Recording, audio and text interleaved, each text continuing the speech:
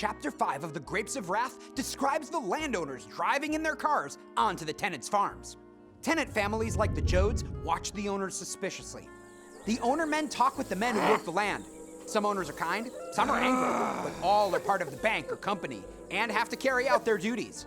The owners talk with the tenant men about how poor the crops have been, so the tenants borrow money from the banks to pay taxes.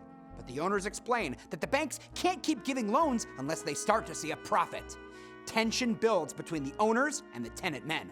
The owners finally say that the tenant system is broken and the tenants will have to get off the land. The plows will go through the dooryard.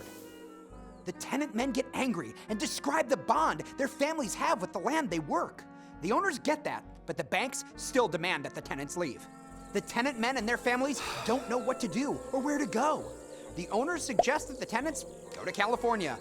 The women leave the men alone to figure and to wonder in the dust.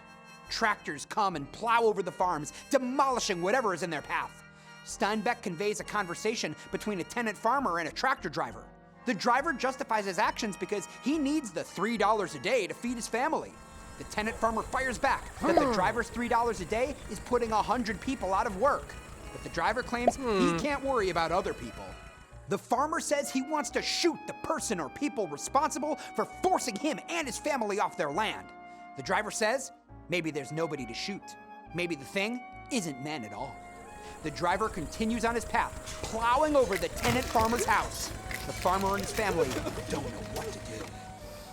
Chapter 5 introduces and develops the nightmarish extended metaphor of the bank monster.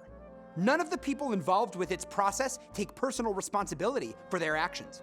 Steinbeck explains, and all of them were caught in something larger than themselves.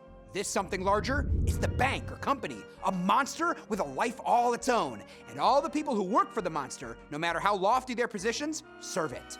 To survive, the monster needs to make more and more of a profit. If the monster remains the same size, it dies.